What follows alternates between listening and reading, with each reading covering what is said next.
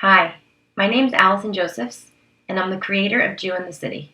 Jew in the City came about due to a tragedy that I experienced when I was a child. I actually had an amazing childhood. My great-grandparents left Eastern Europe in order to pursue the American dream, and by the time I arrived on the scene, my parents had made it. My father's a doctor. We had a pool in the backyard and a house in the mountains, went to private school, traveled. And we didn't just have nice things.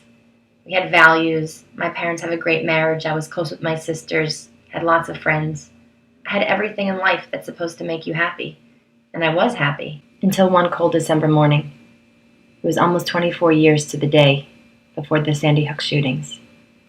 I walked into my fourth grade homeroom, and all my classmates were huddled around their desks, whispering, quietly crying. And I asked everybody, "What's wrong? What happened?" And one of the boys in my class said, "Angela was shot last night." And I said, "Oh my God, is she okay?" And my teacher told me she was dead. Angela wasn't a close friend, just a girl in the grade above me who I looked up to. Her father had gone crazy the night before and shot both of his children and himself. And the happy, stable world that my parents had raised me in suddenly burst. And I realized that there were things in life that their love and their time and their money and their effort couldn't protect me from. And I realized that nothing in my world was going to come with me. And that eventually I would meet my end, just like Angela did. I was worried about what was going to happen after I died, but I came up with an even more pressing question. What do I do before then? I must have some purpose that I'm supposed to accomplish before I meet my end. And so I asked my parents. I was only 8 years old, so I assumed they knew the answer. But when I asked them, all I got back from them were blank stares. I was so disappointed in them that they had gotten me stuck existing without bothering to figure out what they were doing here first. I started having trouble sleeping at night.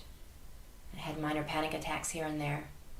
As long as I was distracted, I had the same wonderful, beautiful life. It's just whenever my mind would go back to that place, I would realize that nothing I was doing was lasting, and that nothing that I was doing would come with, and that I was just running out of time. This continued on for about 8 years, until I accidentally met an Orthodox Jewish teacher at an after-school Hebrew high that my parents were sending me to. I had been raised to think that all Orthodox Jews were crazy and extreme and subjugated women, but this guy was nice and normal and living in the world. He was just living with meaning and purpose and spirituality, and I wanted what he had. So I slowly started learning and observing more until I also became Orthodox. But 7 years ago, it occurred to me that the majority of the world is looking at Orthodox Jews just as I had, and not seeing what's actually going on. You can't judge us all by those people that make the newspaper headlines.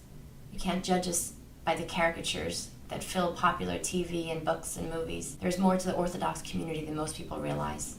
More depth and more beauty and more balance.